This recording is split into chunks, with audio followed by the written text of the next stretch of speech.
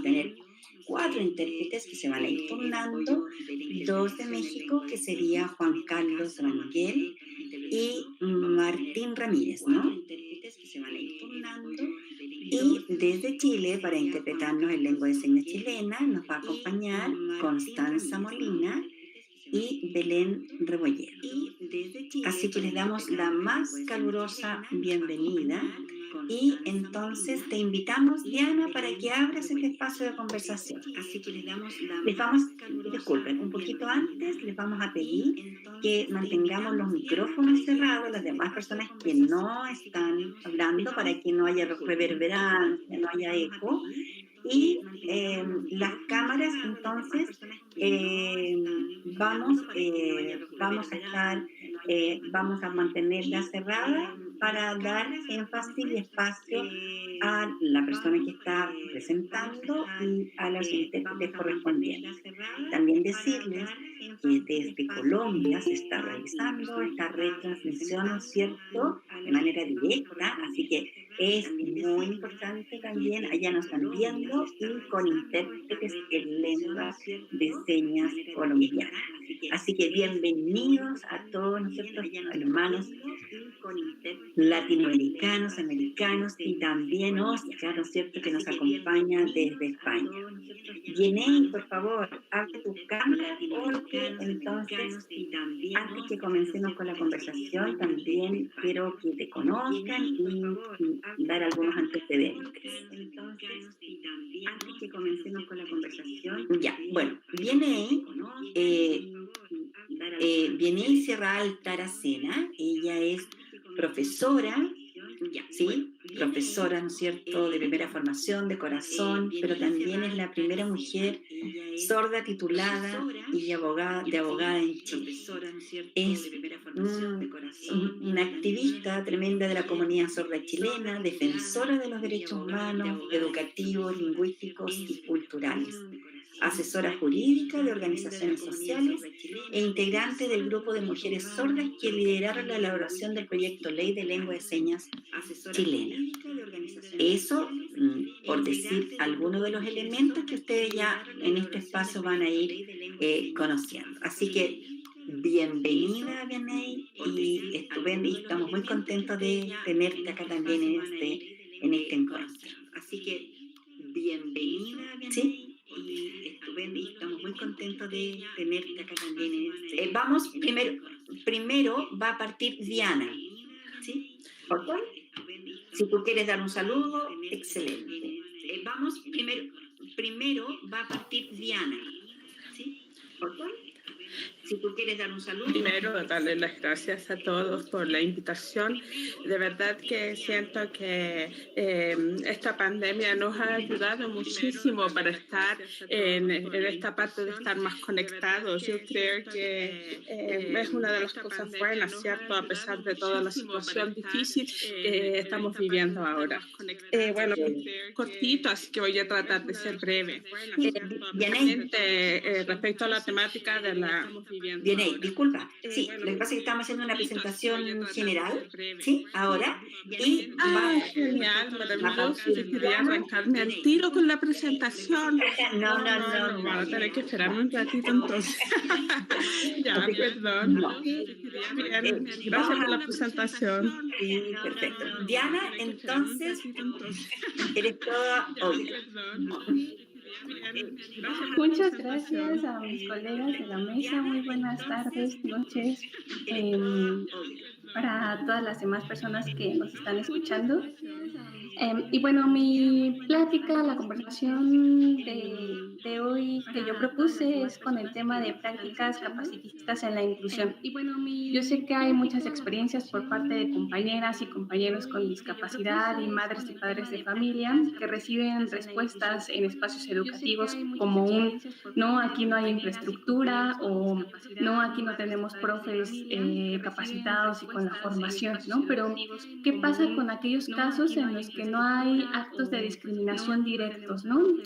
Desde mi experiencia, a mí me dijeron, más bien me abrieron las puertas en un espacio universitario y me hicieron promesas de inclusión, ¿no? Y en esas promesas se dieron toda una serie, o más bien se desplegaron toda una serie de prácticas y dinámicas de opresión.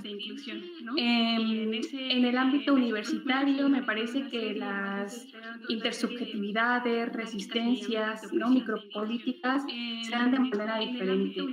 Es decir, y no quiero sonar adultocéntrica, pero o sea, no tenemos intermediarios y entonces como agentes pues decidimos, ¿no? Tomamos decisiones sobre nuestros proyectos vitales y la manera en que estos se pueden dar, ¿no? Claro que tenemos sostén, apoyos por parte de otras personas y los acompañamos, pero lo que quiero decir es que ponemos el cuerpo, la agencia y la resistencia de manera diferente en un espacio universitario, sobre todo cuando lo estamos encarando para pues exigir un derecho a la educación, sobre todo si se trata de una universidad pública, ¿no? De universidades públicas.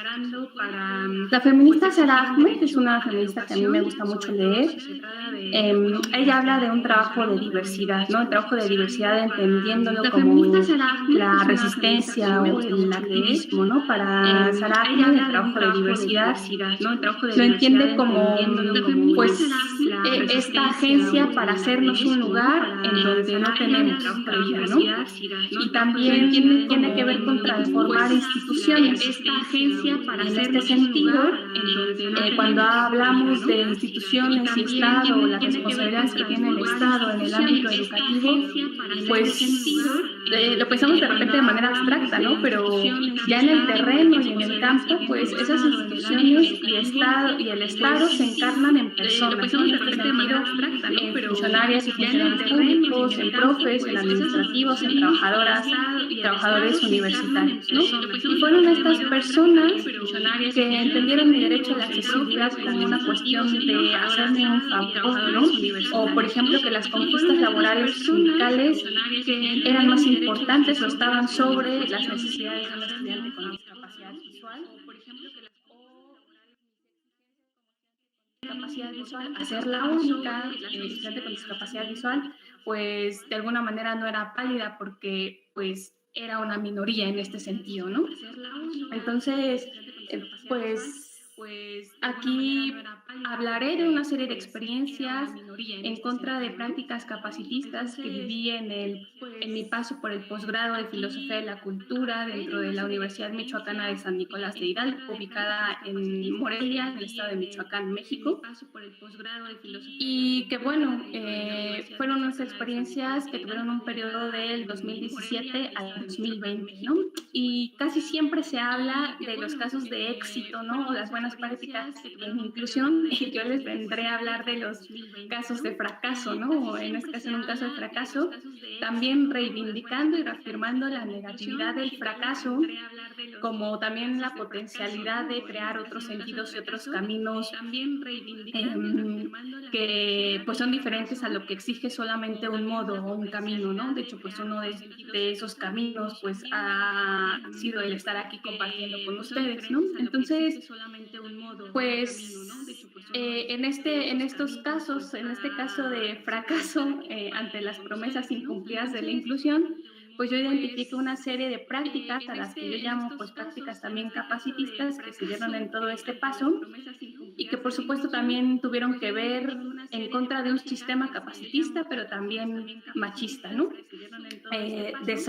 Desobedecer y o ajustarse a la norma, siguiendo este argumento de Sara Ahmed, pues significa exigir que habemos vidas que también son vivibles, ¿no? Y que son parte de ese trabajo de diversidad, ¿no? De manera que, pues yo en mi paso por el posgrado, pues en todo momento y mi lucha y exigencia fue sobre todo en el acceso, bueno, sobre todo en la exigencia de adaptación de textos para que yo pudiera acceder a la información información, ¿no? Porque como estudiante con discapacidad visual necesitaba de esta adaptación en un formato digital accesible a un lector de pantalla para que pudiera, ¿no?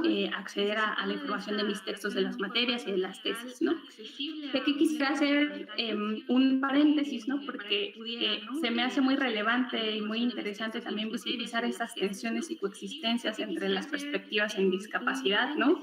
Si bien yo me asumo desde una escritura, desde los estudios críticos en discapacidad, no devalúo la lucha de mis compañeros y compañeras, activistas en derechos humanos, que han logrado pues conquistas y logros, ¿no? En materia de derechos humanos, que ellos también se enfrentan de manera directa al Estado y que pues gracias a sus luchas y logros de mis compañeras y compañeros activistas, pues consiguieron ratificación de la Convención sobre los Derechos de las Personas con Discapacidad o el Tratado de Marrakech, ¿no? Un tratado que pues sobre todo habla de este acceso a los textos impresos, pero en otros formatos accesibles, ¿no? Entonces, cómo a partir de esos logros y luchas, pues también yo hago exigencia para que se materialicen estos instrumentos y todos estos logros que ellos también ya han materializado en las políticas públicas, pero que entonces se dan en este contexto situado, ¿no? En la universidad, en el posgrado en el que estudio.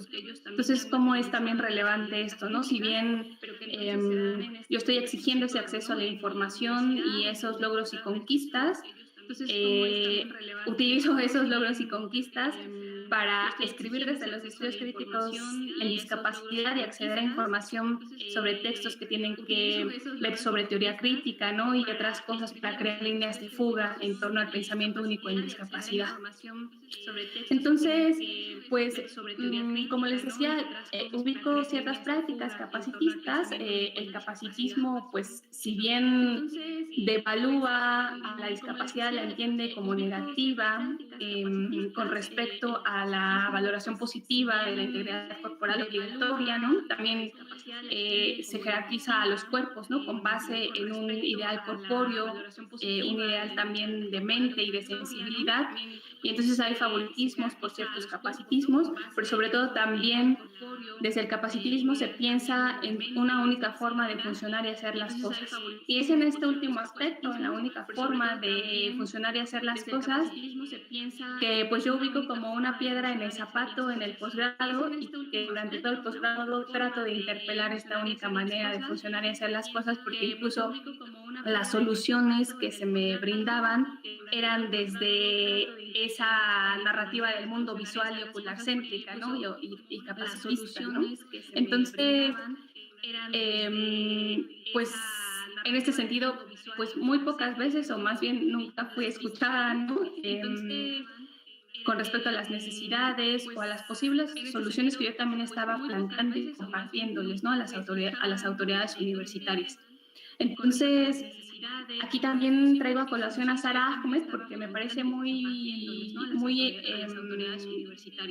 bonito cómo ella plantea el tema del privilegio, ¿no? Para ella el privilegio significa un ahorro de energía, ¿no? Y entonces, si lo trasladamos a esta cuestión capacitista y ocular céntrica, pues aquellos que tienen ese privilegio capacitista, ocular céntrico o los que no tienen discapacidad visual, pues se ahorran un montón de energía, es decir, ni siquiera piensan, ¿no? En cómo leer un texto, porque pues un texto impreso y en tinta, pues lo leen y ya, ¿no? Y en cambio, aquellos que no tenemos esos privilegios capacitistas y ocular-céntricos, pues estamos pensando en cómo acceder a esa información que no estamos viendo. Y pues también estamos pensando en cómo hacer exigible, ¿no? El derecho a la accesibilidad en la educación, etcétera, ¿no? Entonces, esto tampoco quiere decir que pues estoy de alguna manera demonizando los privilegios, ¿no? O sea, creo que una manera de descolocarse de privilegios es justamente construir en conjunto, ¿no? En horizontal, en colectivo, sin la jerarquía de poder, ¿no? O sea, me parece que cuando hay prácticas capacitistas en donde existen estos privilegios, pues como yo lo viví con respecto a las autoridades universitarias, pues ellos activaron de alguna manera su privilegio capacitista y ocular céntrico y entonces solucionaban o pensaban en posibles soluciones en cuestión de inclusión, pero pensando en estos términos verticales, ¿no? De jerarquía de poder. Ellos me decían lo que para mí era lo adecuado, ¿no? Y no se me escuchaba en este sentido. Entonces, pues a mí me parece que creo importante que una manera justo de descolocar privilegios es esto, ¿no? Construir en horizontal y sin jerarquía de poder y sin opresiones, ¿no? Pero pues en este paso por mi posgrado, pues lo viví desde la verticalidad y entonces, pues también me parece que las prácticas capacitistas pues se dan en todo el cotidiano, ¿no? O sea, se dan sobre la marcha. Es decir, pensar que el capacitismo no se da en abstracto, ¿no? O sea, no solamente pensar que hay jerarquía de los cuerpos, ¿no? Conforme al cuerpo que tiene pues toda su completud y lo sano, sino que se da en las relaciones, en los servicios, en los utensilios, ¿no? O sea, el capacitismo está allí en lo cotidiano. Y entonces, trasladándolo al posgrado, pues también se da sobre la marcha, ¿no? O sea, en tiempos, en modos y en formas, ¿no? Entonces, es a veces desobedecer, hacer trabajo de diversidad en un proceso de, en este caso, posgrado, en donde se tienen que entregar tareas, el semestre avanza, ¿no? Se tienen que entregar avances de tesis, pues está aquí, ¿no? El capacitismo en su viva plenitud, ¿no? Entonces, pues aquí ubico que hay como dos caminos, ¿no? O número uno, pues quedarse callada, ¿no? Ajustarse a la norma, que todo recaiga en la responsabilidad individual y a ver cómo le hacemos para sacar las materias, sacar la tesis, o el otro camino, pues es que nombrar lo que no se nombra y lo que no se dice, ¿no? Hacer resistencia, ¿no? Hacer agencia, hacer desmadre, ¿no? Incomodar.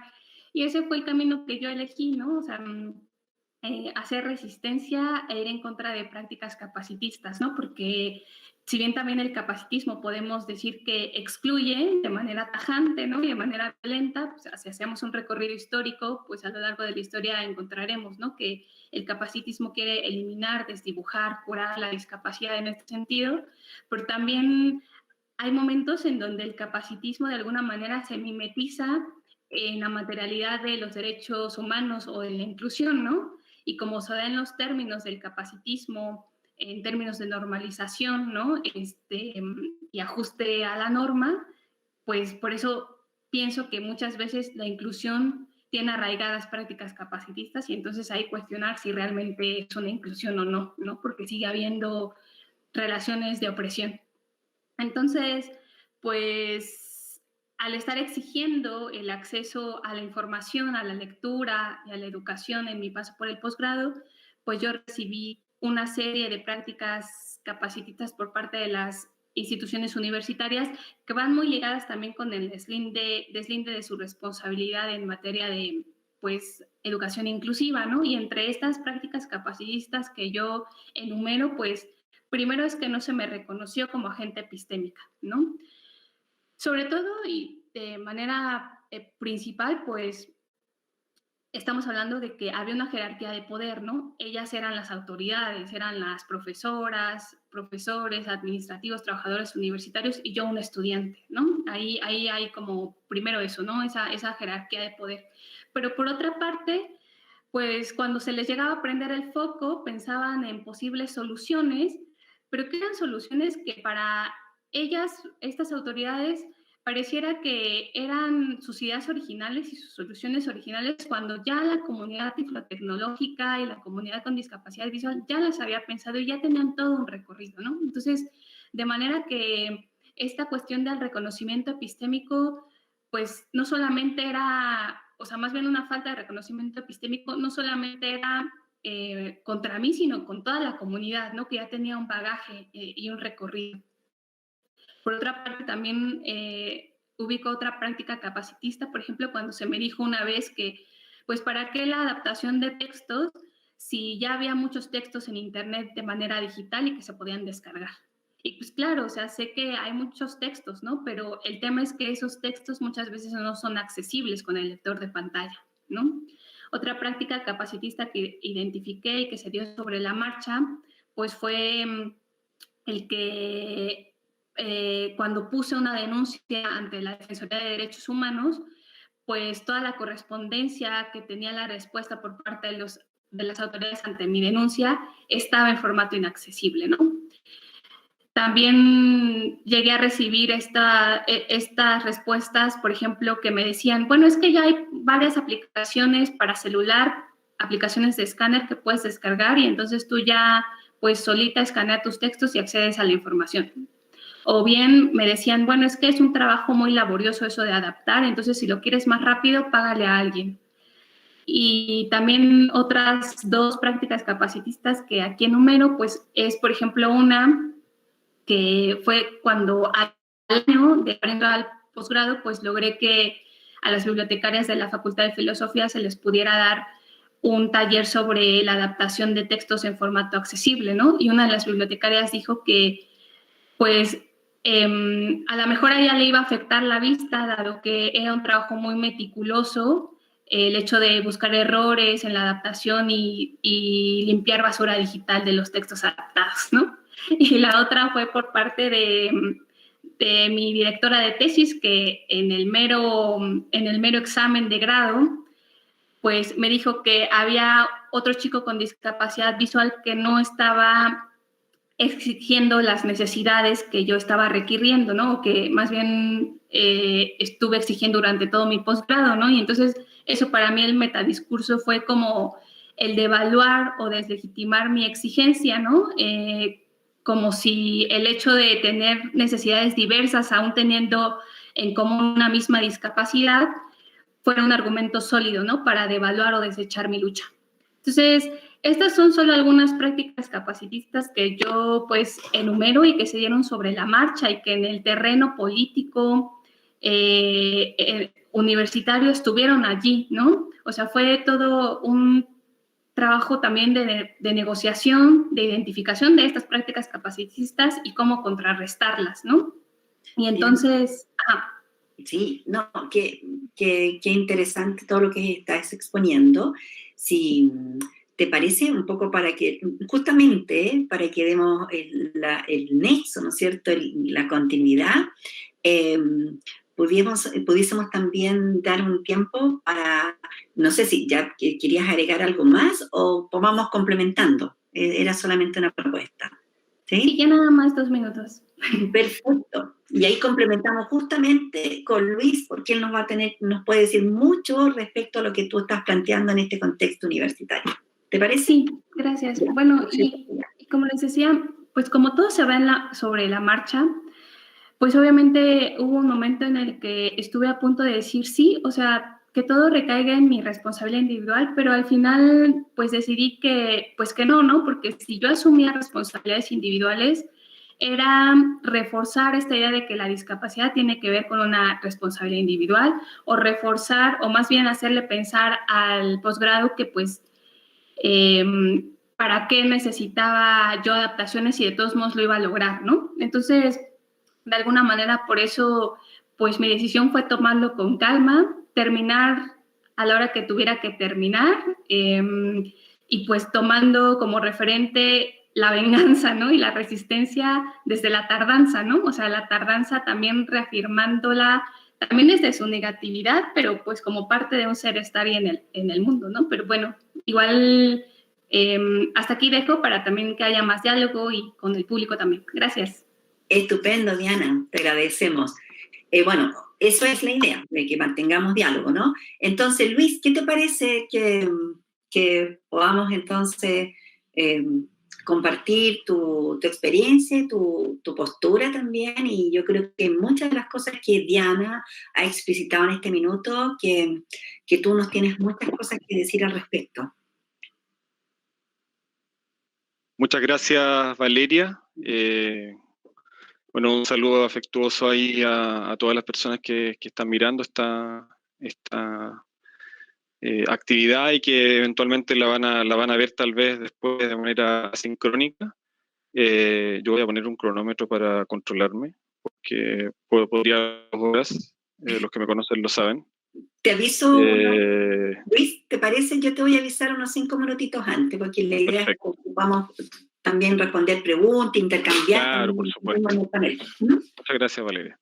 Entonces, bueno, a mí me pidieron que yo hiciera una reflexión un poco juntando la experiencia personal, eso es lo que yo entendí al menos, ¿no? Y lo que me surgió también como propuesta de hacer, ¿no? Juntar un poco la experiencia personal en este encuentro, ¿no es cierto?, con mi experiencia de vida asociada tanto al activismo como a mi vida profesional, digamos, en el ámbito de la discapacidad, diversidad funcional o disidencia funcional.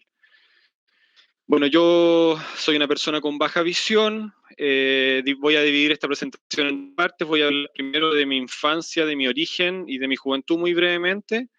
Después voy a hablar sobre todo de la parte donde estudié en la universidad y voy a terminar hablando un poco haciendo el nexo de todo esto con mi experiencia actual como coordinador de la Unidad de Apoyo a la Diversidad Funcional de la Oficina de Equidad e Inclusión de la Universidad de Chile. Bueno, soy una persona con baja visión, nací en Santiago de Chile, soy el cuarto de 5 hijos. Mi hermana mayor, la primera hija de mis padres, nació con discapacidad visual por una enfermedad llamada retinosis pigmentaria. Yo tengo la misma enfermedad, entonces mi hermana ya pasó por muchas cosas y mis padres pasaron por muchas cosas que conmigo de igual, por supuesto, cometieron muchos errores de vuelta también, ¿no? La ignorancia, los prejuicios también, como bien expuso la compañera anterior, se originan también en el desconocimiento, ¿no es cierto? Y bueno, tengo experiencia como académico, estudié sociología, ciencia política, hice un diplomado en la Universidad de Buenos Aires sobre la discapacidad como categoría social y política. Hago docencia en la Universidad de Chile y en otras universidades desde el año 2013 y también he participado en investigación a propósito de discapacidad y de otras cosas también desde el 2014. Yo voy a intercalar este relato con algunas décimas, algún poesía que espero que no sea difícil de interpretar porque es bastante descriptiva. Entonces lo primero que les voy a restar es que desde la propia experiencia familiar y personal, la relación desigual nos pide la resiliencia. La educación y la ciencia nos convirtió en anormales, perpetuando así los males de la estigmatización, y la discriminación no nos deja ser iguales. El sobreesfuerzo en mi caso, para otros la dependencia, prejuicios con inclemencia, nos fueron cerrando el paso. Aquí yo cuento y repaso esta historia personal que al mismo tiempo es social. Nos enseñó el feminismo, no hablemos ya de heroísmo, queremos igualdad real. Después yo en mi juventud estudié sin educaciones curriculares, un contexto más bien sobreprotegido en mi enseñanza básica y media, ¿no? En mi enseñanza escolar, y posteriormente yo ingresé a estudiar a la Universidad de Chile, estudié Administración Pública el año 2002, yo ahí quería, como se dice en Chile, pasar piola, que es como pasar desapercibido, ¿no? Por supuesto, yo estaba en la idea del sobreesfuerzo, como comenté en el poema, ¿no? Que me he dado cuenta que son los dos polos de alguna manera de cómo reaccionamos al incorporar esta ideología de la integración, de que me tengo que integrar, que es un espejo de lo que algunos autores argentinos, Rosato y otros, llaman la ideología de la normalidad, esto que nos comentaba la compañera de que hay una sola forma, hay un solo cuerpo, el cuerpo capaz, ¿no es cierto?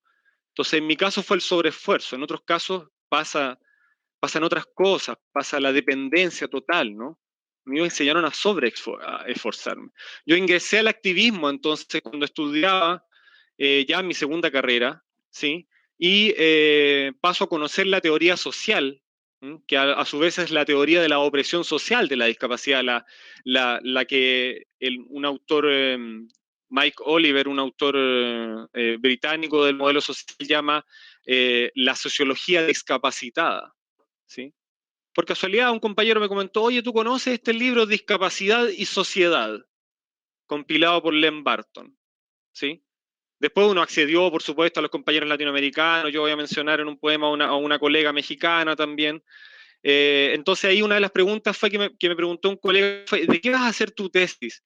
Yo estudiaba sociología, no, mira, voy a hacer una tesis sobre pobreza, a mí siempre me han interesado los temas los temas que al neoliberalismo no le interesan, ¿no? Los temas que al gobierno de Chile no le interesan, ¿no? La desigualdad, la falta de condiciones de acceso, ¿no? La miseria, ¿no es cierto? La pobreza, la necesidad, ¿no? Que desde la élite no se aprecia. Y entonces yo dije que di esa respuesta y terminé finalmente haciendo una tesis sobre la educación inclusiva, ¿no es cierto?, desde la percepción de estudiantes con discapacidad de una universidad chilena. Trabajé en la Universidad Academia de Humanismo Cristiano. Si hubiera algún colega por ahí, le mando un saludo muy cariñoso, una institución a la que le tengo mucho cariño. Ingresé a trabajar en el 2016, ahí trabajé hasta el 2018, año que por fin terminé, logré hacer la tesis para titularme 10 años después de haber ingresado a la carrera.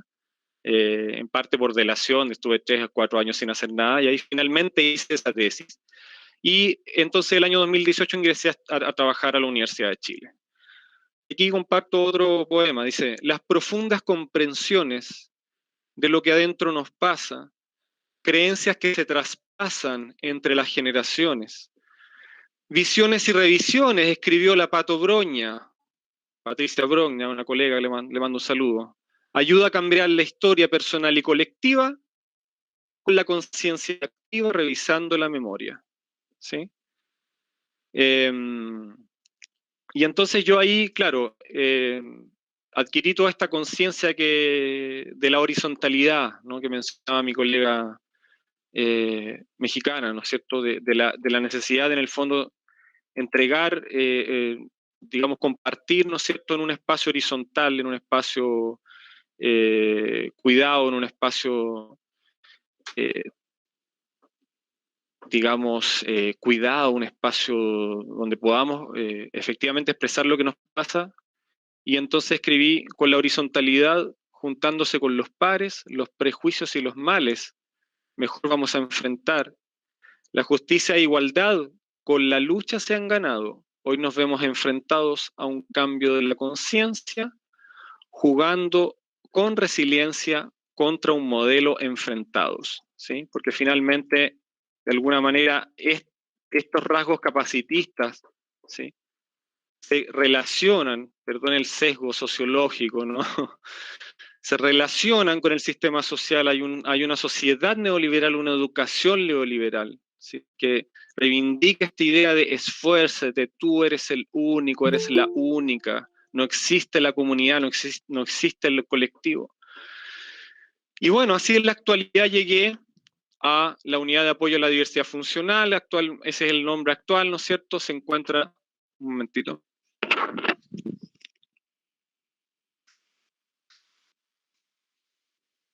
en la Oficina de Inclusión de la Universidad de Chile.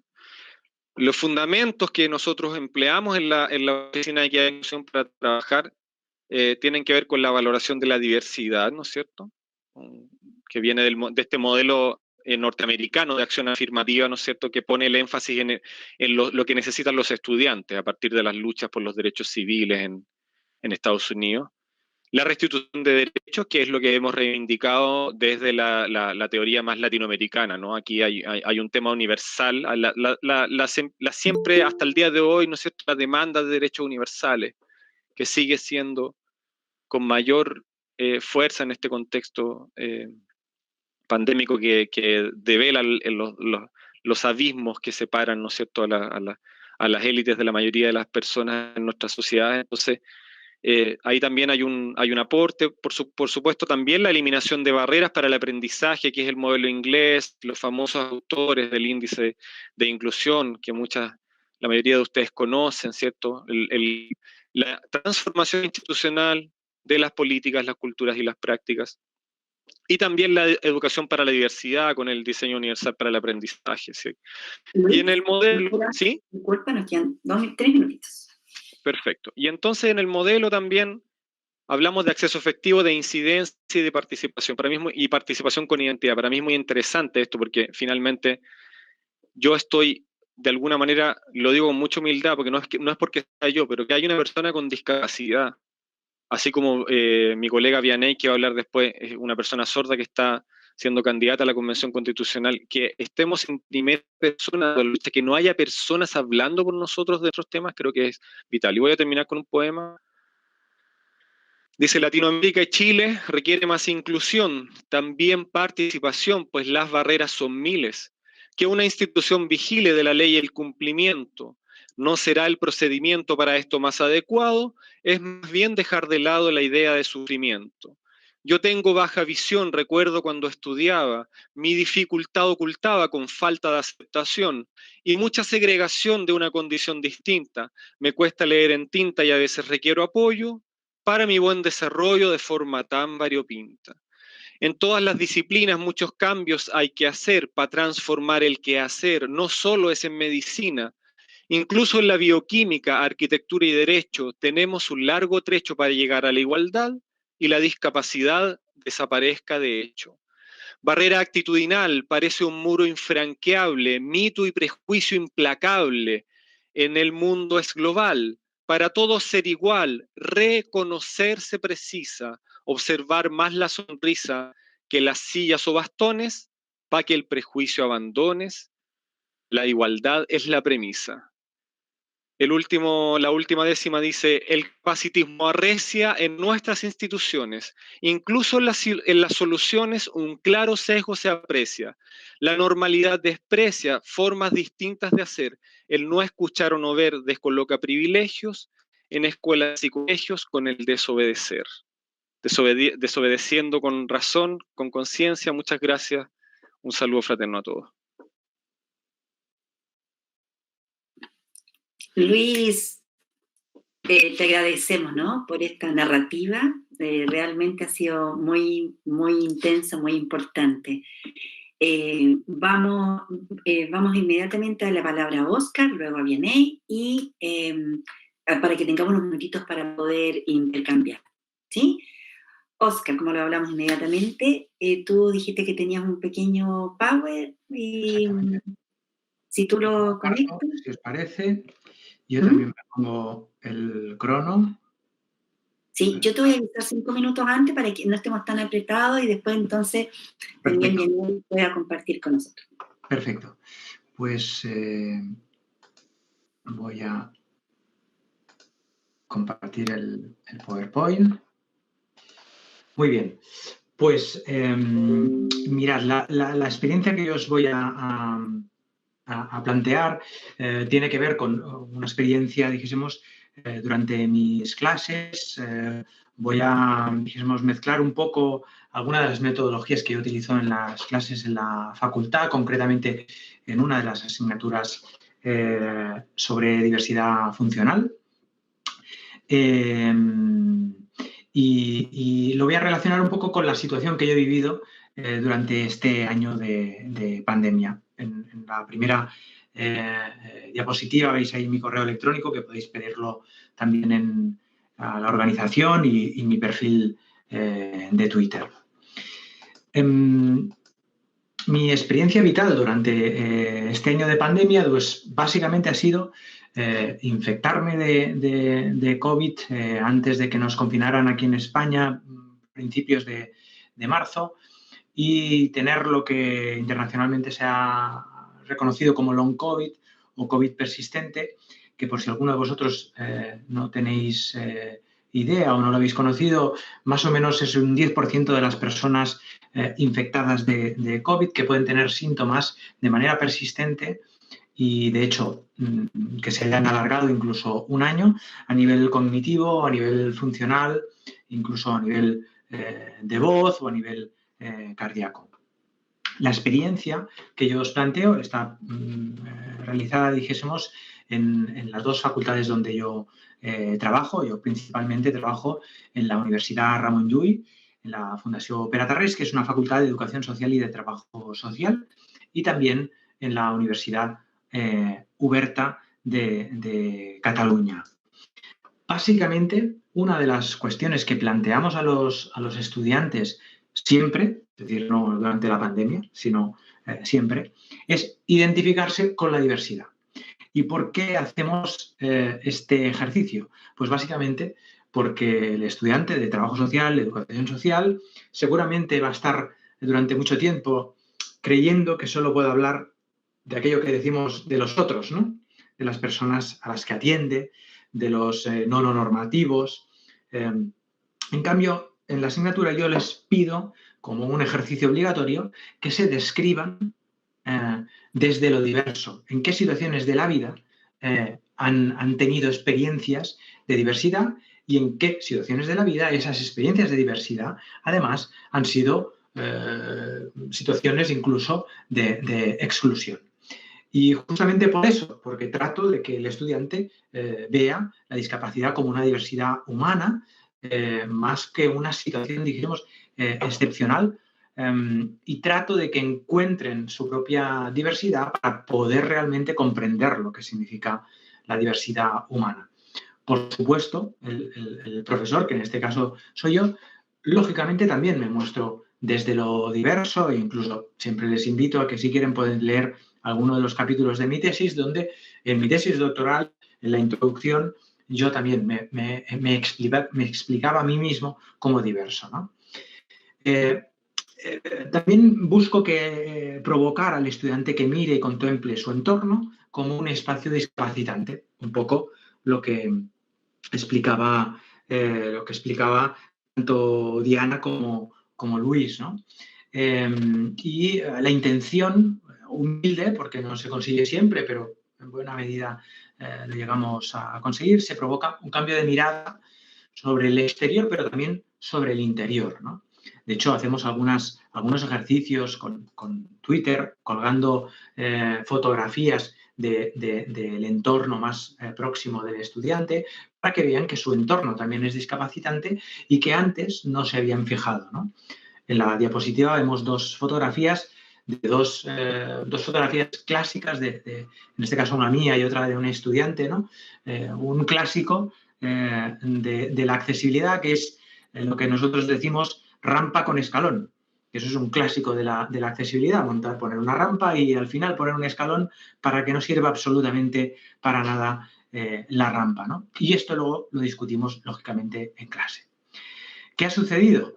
Pues que en este curso ha sido excepcional, porque todo este ejercicio que yo hacía anualmente, este año ha sido mucho más fácil de provocar, en cuanto que yo he tenido que ir explicando a los estudiantes mi proceso con la afectación de long COVID o de COVID persistente durante el proceso de la asignatura. En concreto, la afectación que yo he tenido a partir de la infección ha sido a nivel cognitivo, especialmente de la memoria, a nivel funcional, con un cansancio en muchos momentos extremos que incluso me llevaba a sentarme en la calle literalmente porque no podía seguir caminando, una disfonía que también llevo teniendo desde hace un año y algunas afectaciones a nivel cardíaco, todo más o menos en estudio y un poco por ver, ¿no?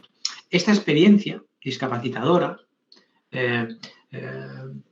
dijésemos, a veces la hemos visto como lejana y lo que trato es de impulsar la idea del ser humano como vulnerable, ¿no? ¿Y cómo lo he explicado este año? Pues de manera excepcional he explicado que comparto espacios y experiencias con personas con diversidad funcional. En concreto, en mi caso, he estado haciendo rehabilitación en uno de los hospitales de referencia a nivel internacional para personas con lesiones medulares o ictus, ¿no? En las diapositivas hay dos fotografías haciendo yo ejercicios de rehabilitación con un profesional de la rehabilitación en un espacio más o menos medicalizado, dijésemos en este sentido, o muy identificado con espacios medicalizados. En realidad, lo que trato es de presentarme como diverso siempre, pero es verdad que este año ha sido especial por lo que os planteaba, ¿no?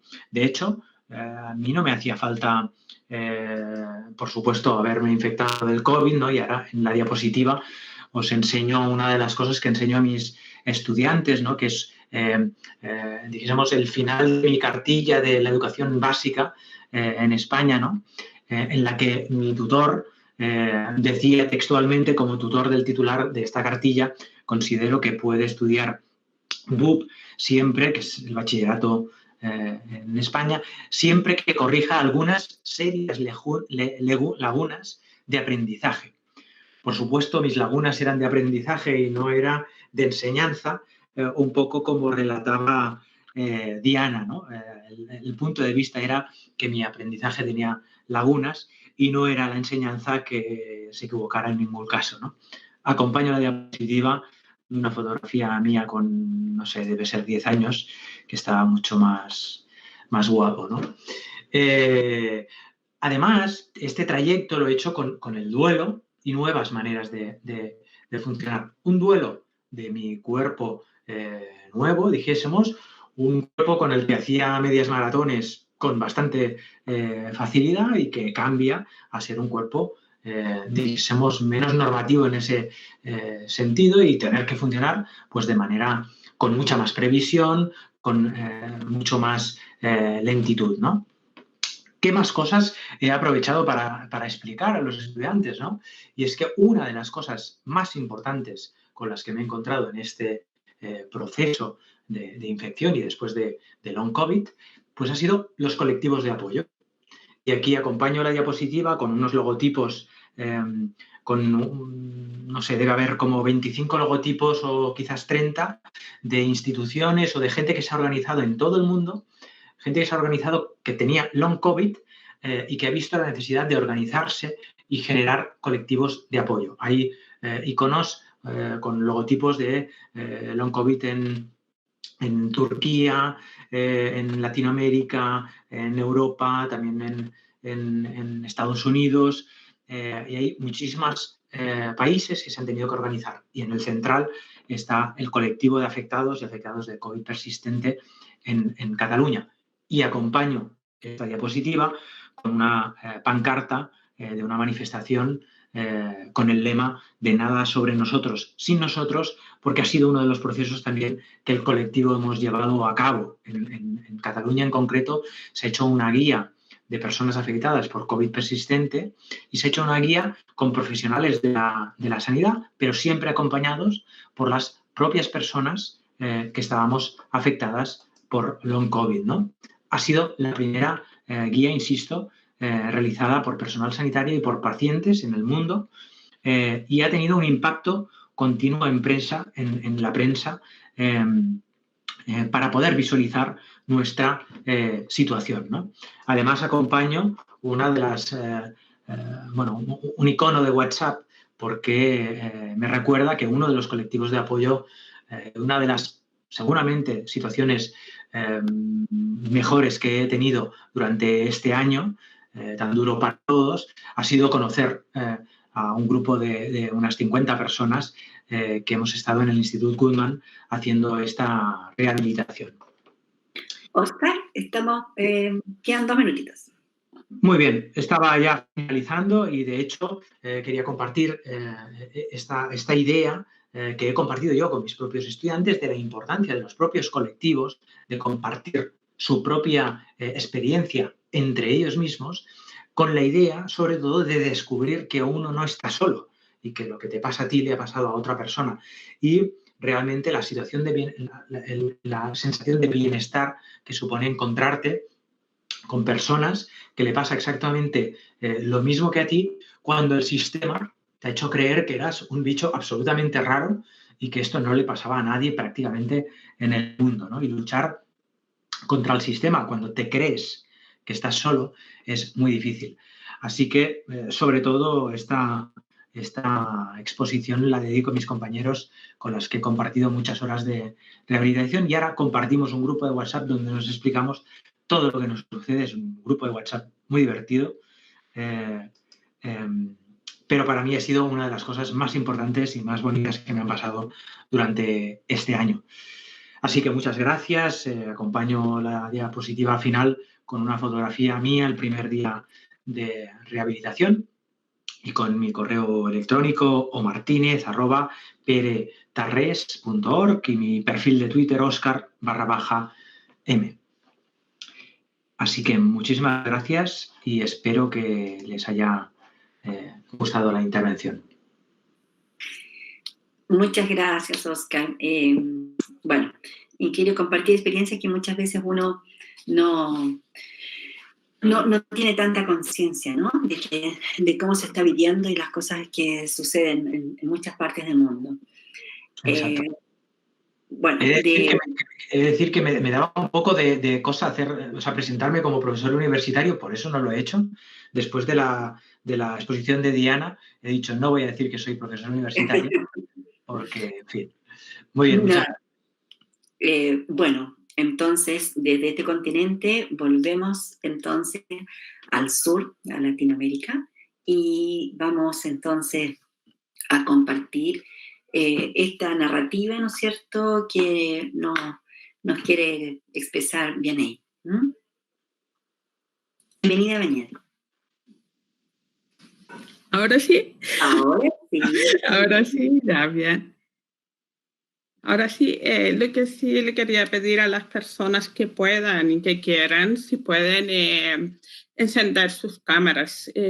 Quienes somos personas sordas, no oímos, pero por eso se hace tan importante el tema visual, el poder mirarnos, y siento que está afectando gravemente a esta como conexión humana el hecho de que nuestras cámaras estén apagadas. Estamos perdiendo eso de mirarnos a los ojos, y como personas sordas eso es importante. Los que puedan, los que quieran. Bueno, voy a empezar porque el tiempo quedó súper acotado, ¿ya? Entonces, fue en relación con la temática de la educación superior. Hay varios aspectos que quisiera destacar. Aquí en Chile, las personas con discapacidad, las personas sordas que quieran ingresar a la universidad, saben de que en el sistema no está garantizado los ajustes razonables, que no están garantizados los recursos para hacerlo. De alguna manera, estos centros como de apoyo, como más específicos, más especiales, se están dando a nivel de la región metropolitana, pero en las regiones eso no está pasando necesariamente.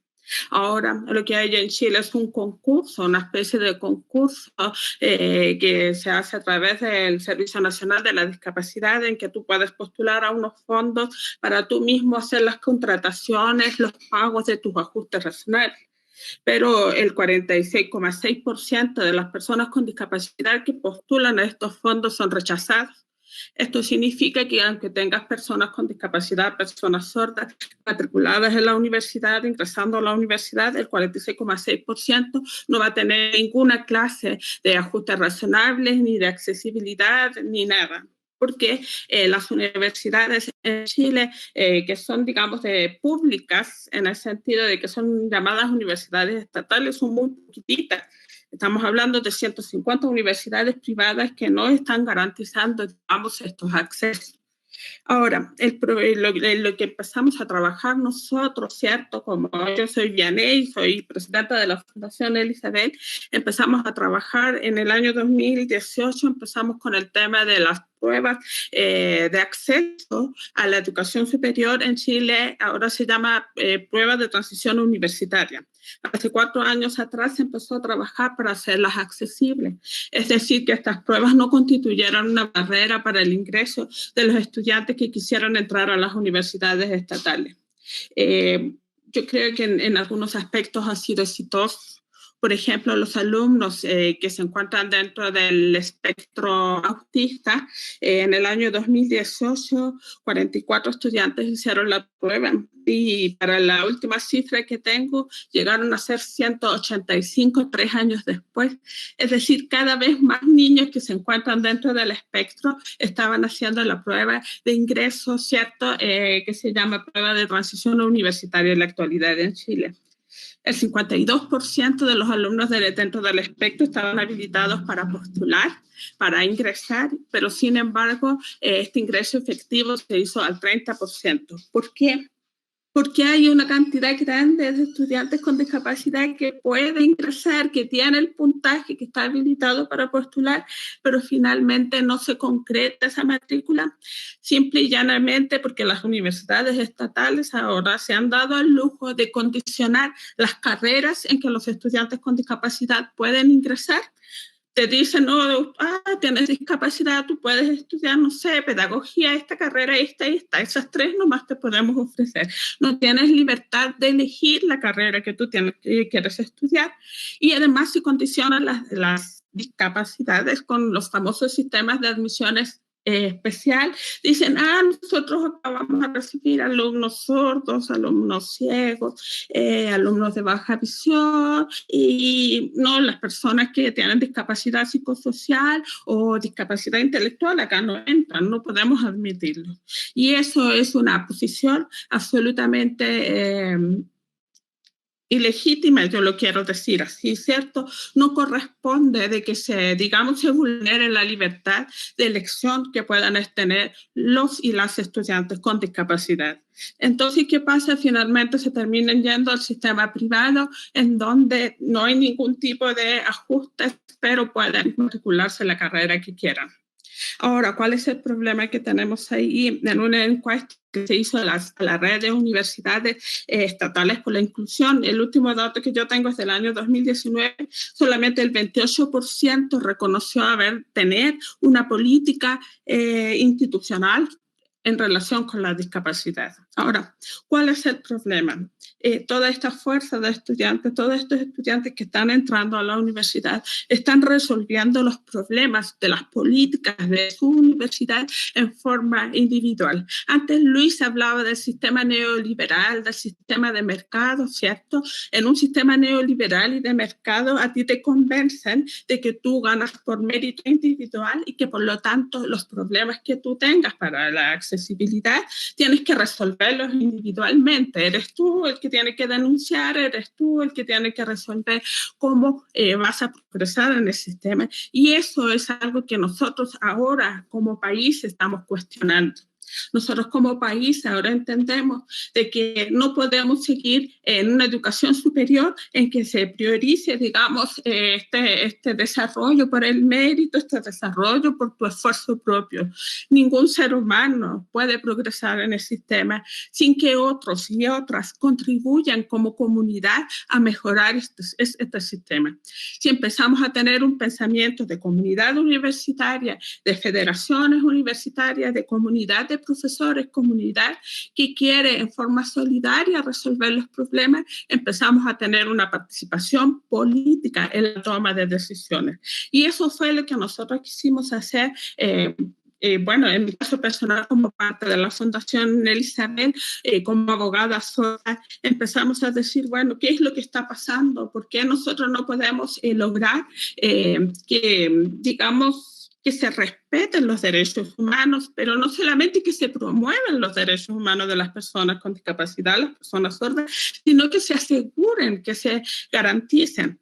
Y eso nos lleva inevitablemente a revisar la normativa interna, el derecho interno de nuestro país. Y en lo primero que comenzamos a trabajar, por supuesto, nosotros como parte de la comunidad sorda, empezamos a trabajar en hacer un proyecto de ley que lo escribimos en un 100% como personas sordas, y como lo propusimos en el Congreso fue como realmente llegó a ser aprobado como ley. Fue una lucha muy grande para la comunidad sorda en el sentido de lograr de que nuestro proyecto se respetara desde el paradigma de los derechos lingüísticos y culturales, y no permitir que esta mentalidad de mercado, esta mentalidad que tiende como a generalizar la discapacidad, generalizar la diversidad dentro de las mismas personas sordas, como terminaran anulando nuestro proyecto.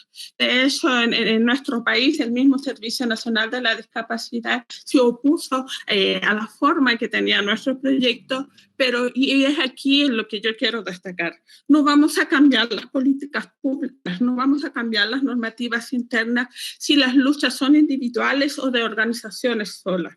Tienen que reunirse toda la comunidad en su conjunto para poder hacer una incidencia política. Y fue eso lo que nosotros logramos en Chile, en el sentido de que tenemos muchos problemas. Yo creo que quienes llevamos mucho tiempo trabajando, ¿cierto?, con las organizaciones de personas con discapacidad o personas sordas, sabemos que hay muchos conflictos en el tema de los liderazgos, a lo mejor en el tema de la representatividad, pero hay ciertas cosas en las cuales tenemos que conseguir todos juntos. En forma individual no lo vamos a hacer. Y eso fue lo que hicimos nosotros cuando presentamos este proyecto de ley y nos opusimos al Servicio Nacional de la Discapacidad cuando quiso obstaculizarlo, minimizarlo o anularlo finalmente. Esta lucha duró desde el año 2018 y este año logramos por fin que se aprobara nuestro proyecto de ley que reconoció la lengua de señas chilena como la lengua oficial de las personas sordas en Chile y que reconoció en el aspecto de la educación, por lo menos hasta la educación media, el derecho de las personas sordas a una educación bilingüe, es decir, la lengua, por supuesto, en español, pero también la lengua de señas chilena. Y eso fue parte de la, digamos, de la lucha, de la incidencia política. No puedo decir que estuvo exento de problemas, pero sí nos enseñó como comunidad que para lograr estas cosas tenemos que trabajar todos juntos. Ahora Chile está viviendo un proceso político muy importante. Chile en este minuto va a escribir una nueva constitución y quiero contarles que Chile ha sido en este aspecto, el estallido social del 18 de octubre del 2019 nos permitió de alguna manera volver a tener este pensamiento y este trabajo comunitario, ese pensamiento de reunirnos en comunidad y empezar a hacer propuestas y empezar a incidir en lo que va a ser esta nueva constitución. Estamos en una oportunidad única. Primero logramos la paridad de género. Los convencionales que van a escribir la nueva constitución, el 50% van a ser mujeres, sí o sí. Ya no existe, digamos, esa disparidad. También se aseguraron los escaños reservados para los pueblos originarios. Pero donde las personas con discapacidad, lo que logramos fue tener 5% de participación en las listas de los constituyentes. Entonces, en este minuto en todo Chile hay muchos candidatos con discapacidad, como candidatos postulando a ser los convencionales que van a escribir la nueva constitución, y esto ha generado un boom masivo en todas las regiones en donde la gente está conociendo a las personas con discapacidad, está conociendo a las personas sordas. Habemos 4 candidatos sordos, 3 varones y 1 mujer, ese soy yo, y de alguna manera estamos educando también a la comunidad, porque el hecho de ser candidato nos está permitiendo instalar los discursos, ¿cierto?, de la discapacidad, los discursos que tienen que ver con la accesibilidad y las necesidades que tienen las personas sordas. Lo que se viene ahora es muy importante porque, como ustedes saben, la Constitución es una decisión fundamental de la comunidad política. Y dentro de esa comunidad política tenemos que estar las personas sordas, las personas con discapacidad, las personas, los padres, los familiares, ¿cierto?, los profesionales. Y tenemos que terminar con este discurso, ¿cierto?, de la caridad, del testimonial, y empezar con este discurso de los derechos humanos, de que somos titulares de derechos y que tenemos estos derechos políticos para incidir en los cambios que se vienen.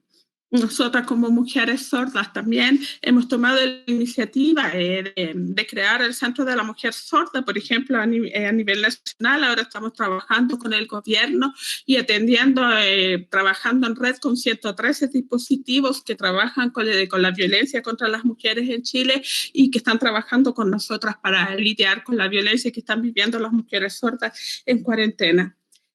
A lo que voy yo es que las soluciones tenemos que dejar de pensarlas como el mérito propio, el mérito individual. Tenemos que dejar eso atrás. La meritocracia no funciona en una sociedad que lo que tiene que buscar es el bienestar común y el bienestar común de todos y todas. Por ejemplo, hoy día es el Día Mundial del Libro, ¿cierto? Entonces estamos con una oportunidad única, diciéndole a las personas el derecho al capital cultural, ¿cierto? El acceder a los libros, el que las familias puedan tener el libro. En Chile el impuesto a los libros impide a muchas familias poder adquirirlos, tenerlos. Es muy caro tener libros aquí en Chile. Pero no solamente estamos luchando por esa accesibilidad de tener los libros en casa, sino que ahora también le estamos diciendo a la gente, bueno, pero también tienen que ser accesibles para las personas, ¿cierto?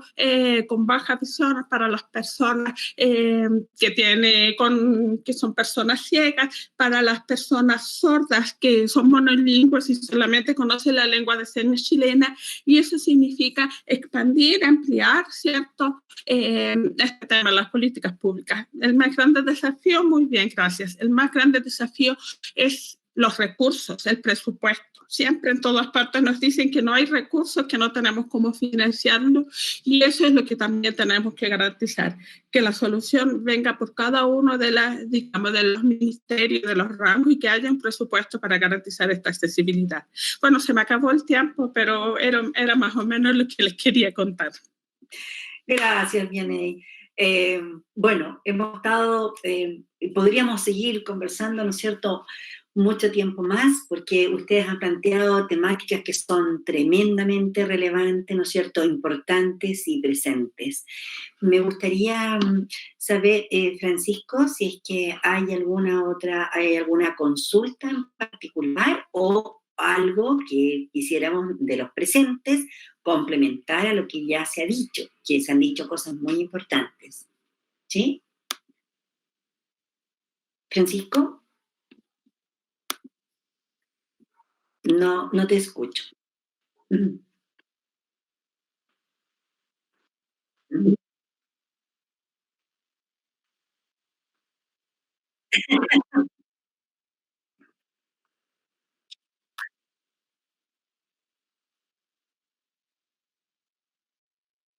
Ya, mientras, Francisco, checas porque nos quedan poquitos minutos para terminar, porque luego empieza la ronda de mesas simultáneas.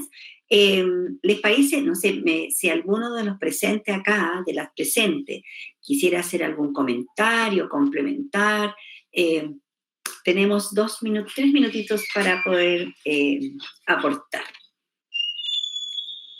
De todas maneras, si quedan preguntas, luego entonces se las podemos hacer llegar para poder responderlas, que no es de manera sincrónica. ¿Sí? No sé si Oscar, Luis, Diana, Vianey, tienen algo que decir, aportar, comentar. Se abre el micrófono.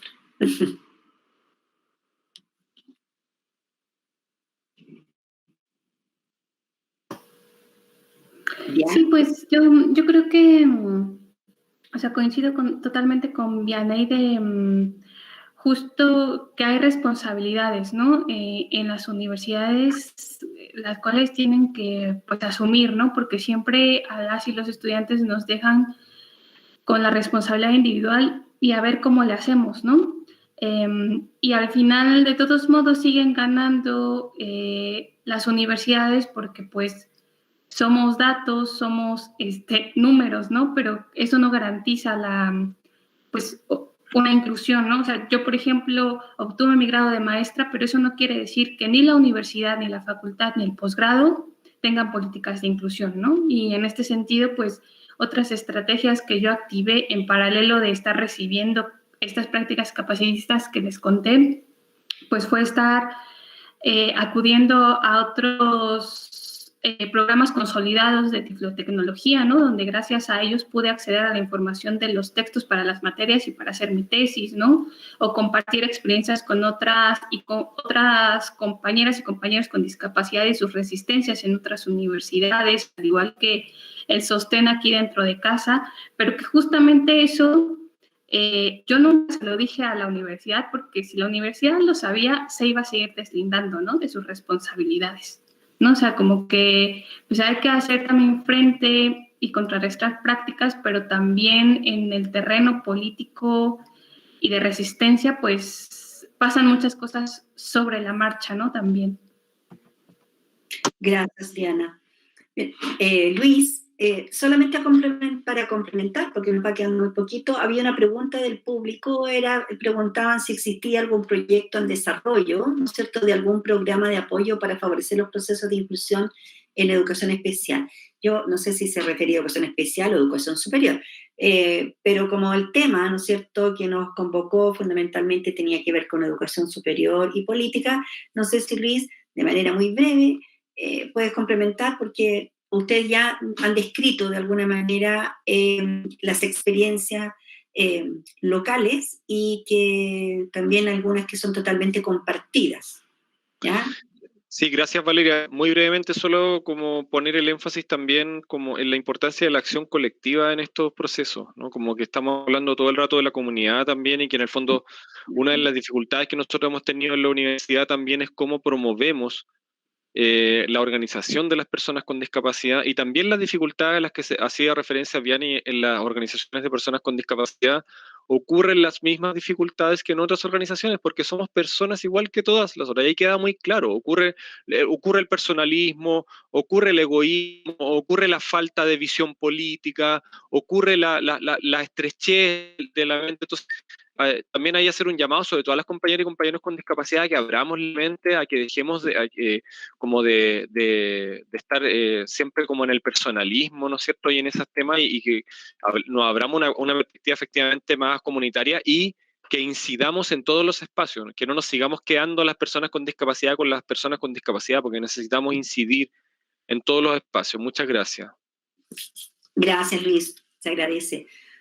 Bueno, aquí yo creo que ha habido una sintonía. Voy a ir cerrando. Primero, agradecerles tremendamente su participación, compartir su experiencia, sus creencias, ¿no es cierto?, sus principios.